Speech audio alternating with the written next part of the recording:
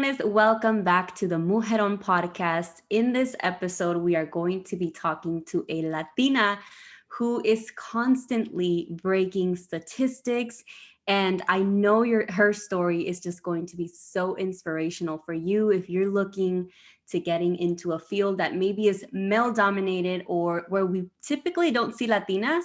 You're definitely going to be inspired by our guest today. Please help me welcome Cindy Petrov Alfaro. Thank you so much, Cindy, for being here with us today, taking the time, and thank you for everything that you're doing. Thank you so much for having me. I'm really excited. I know I've been a fan of you since you started. We kind of started around the same time, so I'm very happy to be here today. I'm so excited we're finally connecting. I was thinking about when we met and how we connected through Instagram, and we were like, hey, we need to get on a call and just connect and see how we can support each other. I love doing that. Just seeing how we can be more of a community. So thank you for taking the time that time as well. And I want you to tell us a little bit more about what you do, what are you up to, and just more about you. Yes, of course. So I'm Cindy, and I am the owner and founder of Lawtina LLC. And this is Law, Lawtina, play on words between law and Latina, which is meant to define women in the legal field, whether they're paralegals or pre-law students, lawyers, attorneys, or judges. So that's where that name comes from. And I also have my own podcast where I thankfully have had you on this show, and it's called Ceiling Half Broken podcast. And I really much enjoy interviewing powerful women and in the legal field and other professional settings. And through these two companies, I get an opportunity to explore new ways, stories that I can share to empower our Latinx community. We often think that success and achievements are completely what we need to strive for, not knowing the struggles that come along with that. So with these two companies, I kind of break down those barriers where a student or a person who wants to reach for higher education looks at a bio and thinks, could I ever possibly do that? Could I ever become what that person is doing right now? And I break down those barriers by sharing those already achieving individuals, what they actually went through in their life, the raw struggles. So then we in turn use the stories to provide resources, break down like what it is that they did, the steps they took, the tools they used, the connections they used in order to get to where they are. And it just kind of brings a full circle into full circle what it's a community is supposed to be, a community of supporting each other. So I really enjoy having this opportunity to not only share stories, but also provide merchandise that are very empowering. And I really feel that when you put on one of our shirts, for example, it just feels like, wow, this really means a lot. Like I am a brown woman rising or something like that. And I really much have fun creating these spaces for our community to connect and to learn from one another. I love that. I love seeing communities just creating spaces to help other people not make the same mistakes, right? How can you help women who are also on their journey of becoming law students or just really going after like higher education, especially in those fields where, usually we don't see Latinas. So, as a Latina law student, you've also broken a lot of statistics. What would you say has been like the biggest lesson you have learned going through that journey? I had to actually slow down and think about this one when I saw some of the questions you'd be asking me. And I've got to say, whenever you start breaking statistics, once I graduated law school, once I, had my other degrees, it was just a reflection of looking back. When you look back and you realize how much sacrifice it took, but you also realize how many times you failed. So I think the biggest lesson is not letting failure define you. I think we often glamorize those achievements and we see, those company websites with many people in our community, wondering how did they do that? How can I ever achieve those things? Right. So everyone else doesn't really concentrate, wait, how many times did they fail before they achieve those things? How many times did they themselves have questioned their belief of achieving something? And so we often hear people saying like, échale más ganas, like, don't give up. But there's a lot of spaces that were not meant for us. They were created by systems that are in place that cater to privileged communities. And when we are starting as Latinx to navigate through them in academia, as professionals, we don't often see them, but they're there. And when we are set back, we sometimes just think it's all on us. We don't realize that it may be because your legal status kept you from getting loans. For me, that was an issue, or getting any scholarships that disqualified me. I was the first in my community to graduate and in various ways, but also as a temporary protected status, the first in my state to graduate from Indiana Law School.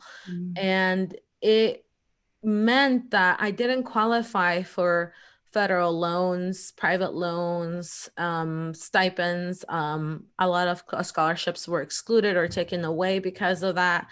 And these really hold back a community. Some states don't even give you in-state tuition, like the state that I attended school, which was Indiana. I had to fight and even seek out the help from senators in order for me to get in-state tuition. For 3 months, I went through that before I even finally was giving in-state tuition. I started law school. But for others who are on DACA, who were not grandfathered in or younger than me, like they still can't get in-state tuition. So these systems hold back a lot of our first generation or immigrant communities. And it's not often us, but we have to not let those things define of what we can do. These obstacles are hard. They're there, but we have to, as an immigrant community, bind together, make each other aware of these systems, and then find ways on how we can solve them, how we can, be able to create a change and advocate and be activists in this way. Wow, that's amazing. I really, really admire that because I think sometimes, those of us who were lucky enough to be born in the US, we definitely have an advantage. And seeing people who don't have those same opportunities still go after their goals, still push, still become, these amazing people. It's just such an inspiration that you're right. Like there's always a way to figure it out. There's always a way that you can really just find a way to get to your goal. And I also love the fact that there's a big purpose behind why you decided to go and pursue a law degree. Can you tell me more about your immigration story? Yes. So I came from El Salvador in 1999. I was 9 years old. I came with my parents and my brother. We were mainly fleeing the violences of gangs in my country. My family was directly targeted. And unfortunately, as a child, I got to see, a gun held up to my father's head as a child. And it was very traumatizing. And when we came seeking shelter, better opportunities, like many other families that come here, for me, I saw a lot of injustices, racism, the systems, excuse me, in place that kept my family from moving up faster, other families going through that same plight. So then when I started growing up and started noticing the action, especially in the Midwest, of other people that are not of color, how they were treating a lot of our immigrant communities, I thought there has to be something that I can do. And I knew that I was meant in this world to help others. I have had that in my heart. I, when I volunteer, it's feels completely fulfilling when I get to mentor someone, when I connect someone, when someone says that actually made a change, a tangible change in my life. Those are the things that speak to me. So I started actually in college seeking out, like, what did I want to do? I first was a pre-med student in college, and I was already very advanced in my college credits because I had attended a pre-college high school. And so after a lot of thought, I thought, hey, I'm going to become a doctor. My mom always wanted me to be a doctor. She was a military nurse in my country, but honestly didn't really resonate with me when it came to chemistry. So I decided to, this is not for me. I didn't enjoy it. And my parents were very shocked. A lot of parents, they expect their kids to be doctors, and, that's like a really big thing. But I noticed that our community needed something else. And I truly love working, and also along with reading, with words, with connecting with people, and not just paperwork, like in other careers. So I thought, okay, what kind of combines those things? And I started working for a judge, and when I was in college, and I noticed these attorneys just being so zealous in how they defended their clients, and also how judges were genuinely kind or gave opportunities, and the rule of law to them was their lifestyle. How do you create justice in your community? And I was very surprisingly shocked at how the system worked in the small county where I lived. So I said, you know what? That I really like this internship that I was having, and I should talk to more attorneys. I ended up then working for the Indiana State Senate, and there I got to really become exposed to legislation, politics, to um, people that I've never thought that I would meet, change makers. And I thought, wow, the law truly is where I want to be. So I remember writing my law school statements and thinking about, what can I do in my life that it's going to be fulfilling? It's going to bring change to my Latinx community and to my community in Indiana. Um, I want to be an immigration attorney, or I want to be a legislator.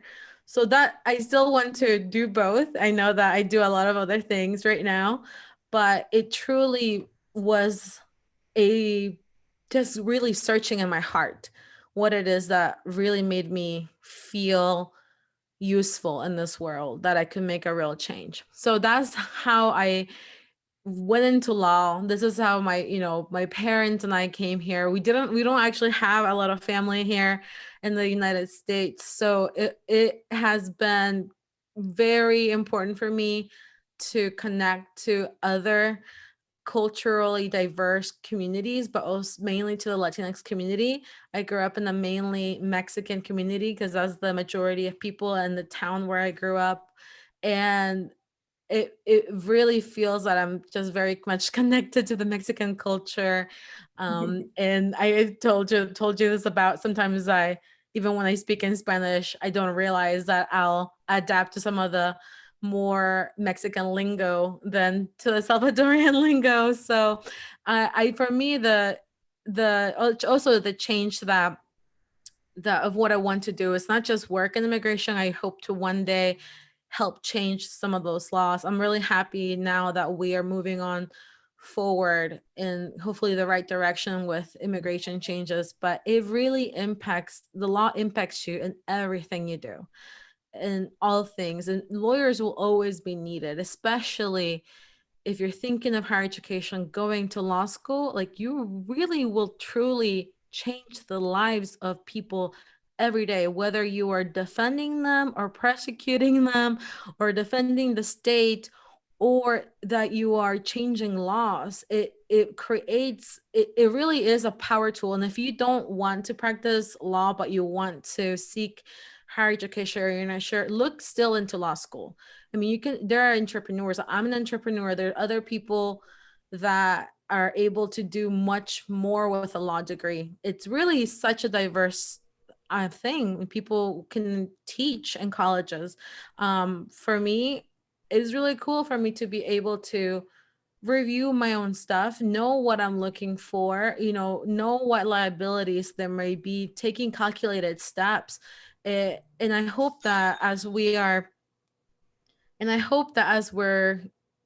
expanding our Latinx legal community, that we get more diversity in not only immigration status. So we do get more DACA, TPS students coming our way, but our first, second, and third generation community members will join us as well as we're moving as Latinx. Latinx only make 2% of attorneys in the US. Attorneys in the US are only 1% of the population. So you can imagine how small and well connected we have to be in order to thrive. So the legal field is definitely something that truly can teach you a lot. You can learn from it. So that's Yeah. kind of a little bit about my immigration and why I wanted to go into the legal field. And you brought up a really good point. You said your purpose and what really, really speaks to you is when someone tells you, hey, you've given me something very tangible that I can put, into place into my life. And it has really, really changed my life. And I think a lot of times we think about, okay, we went to school, this is the degree we pursued, but many times our purpose then kind of transitions into something else, right? In your case, I mean, obviously, you can still go ahead and become one of the best immigration lawyers or become a judge or someone that can potentially really change those laws. But I feel that even through your platform, like you're already really changing and touching and inspiring so many women that I think it's important for us to highlight that because there's so much pressure of how we need to do things and like the steps that we need to take. I love that you're still like going out there pursuing, that true passion of yours. And I know that your platform is impacting so many women. I wanted to ask you a little bit about what would you tell someone that currently is, pursuing a career in maybe a male dominated career, or maybe they're just kind of going into somewhere where we usually don't see Latinas. What piece of advice would you give her? Going along with not letting failure define you, I would say, even in spaces not meant for you, don't let obstacles keep you from reaching up and seeking help.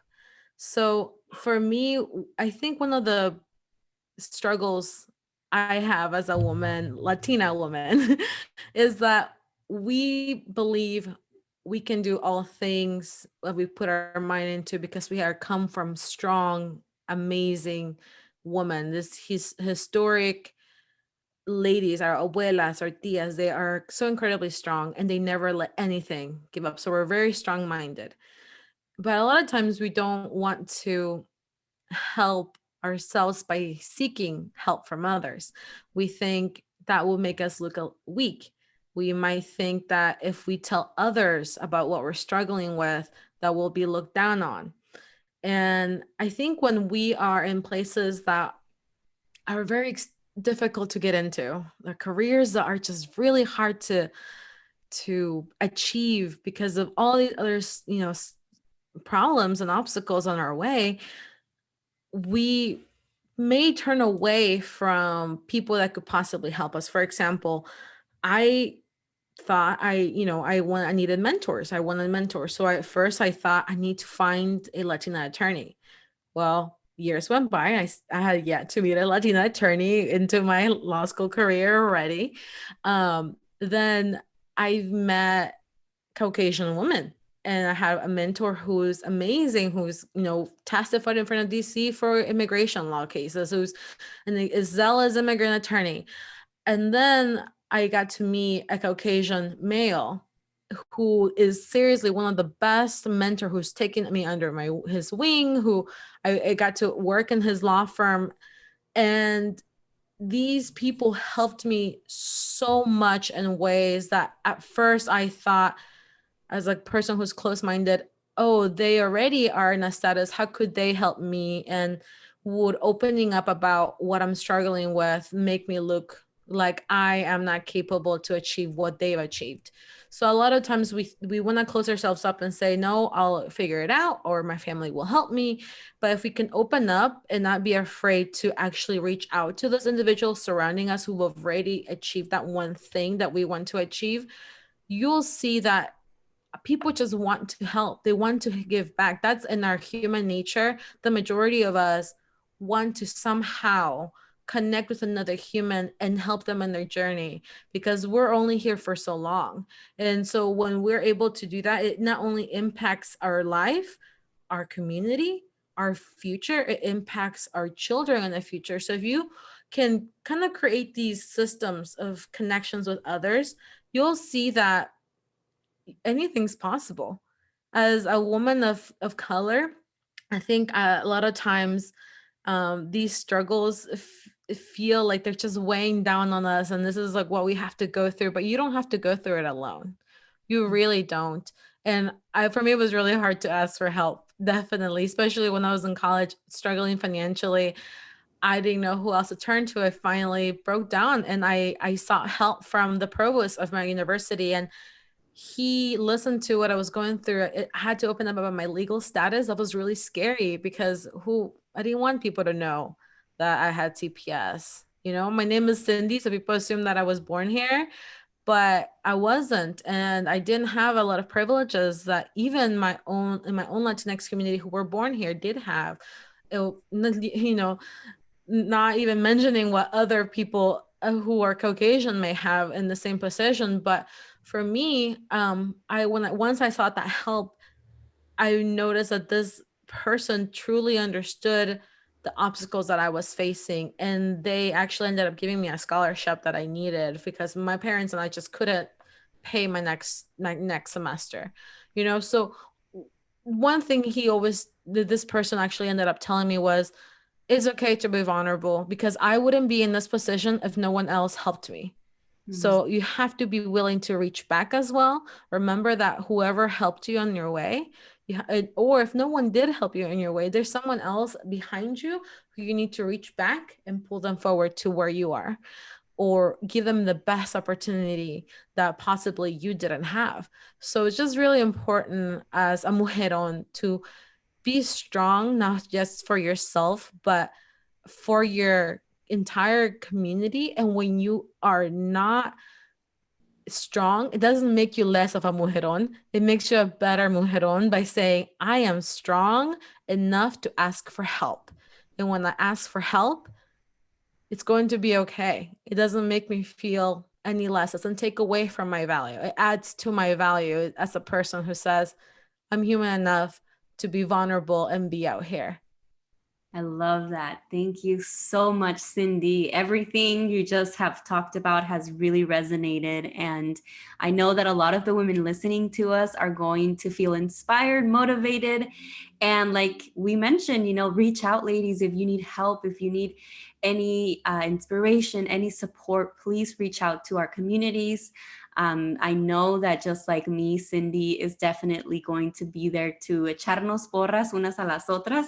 Thank you so much, Cindy, for taking the time to speak with us today. Also, I wanted to mention before I forget, you have an amazing TEDx talk out there that everybody needs to listen to. We're going to definitely link all of that in the show notes. But I wanted you to tell us a little bit about that experience. How was that? And tell us a little bit more. Oh, it was very nerve-wracking, but preparing for a TEDx speech and knowing what your application, because from the very beginning they'll ask you what is your message to the world, is very a big picture type of stage, but it has to not only be a big picture, but it has to very directly go towards the audience and how they can actively use the information or story you're going to share. So from the very beginning, at first I thought, oh, I'll tell them about official Latina and what matters. But then I thought, no, dig deeper. Why is official Latina so important to you?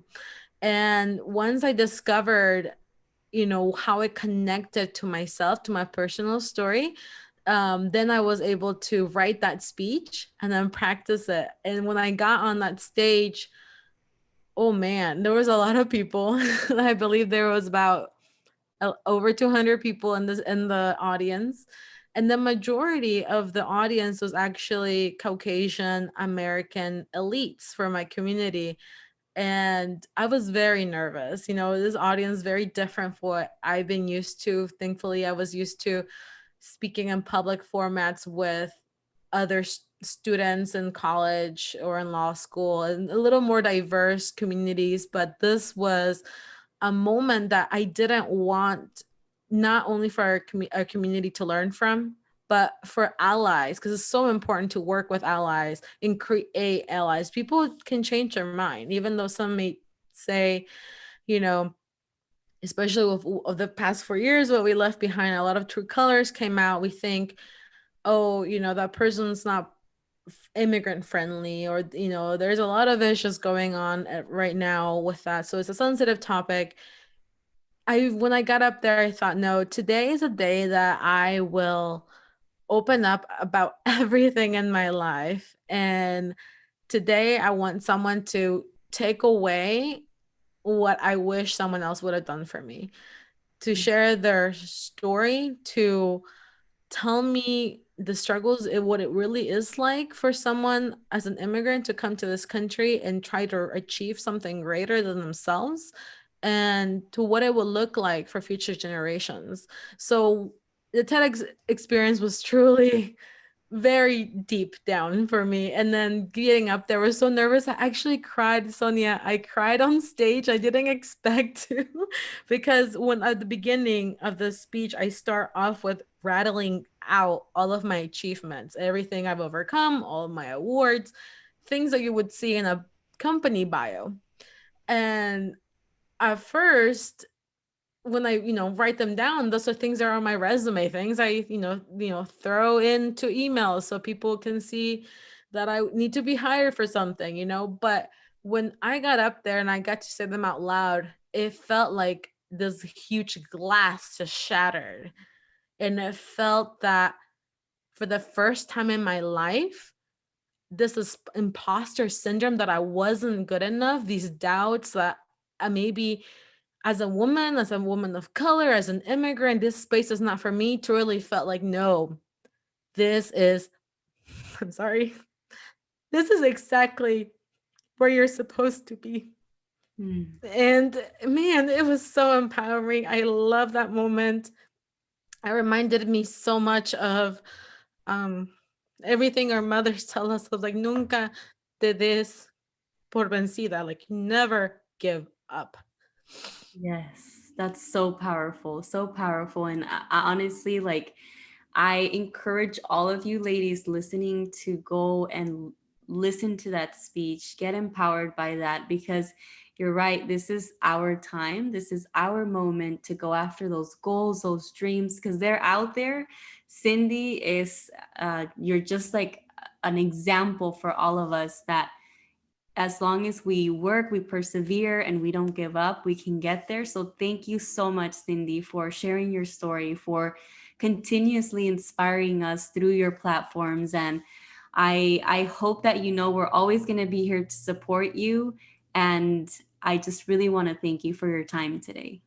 Thank you so much, Sonia. I really enjoyed talking with you today. Thank you so much. Thank you, ladies, for tuning in to another episode of the Mujerón podcast. We will see you guys next week.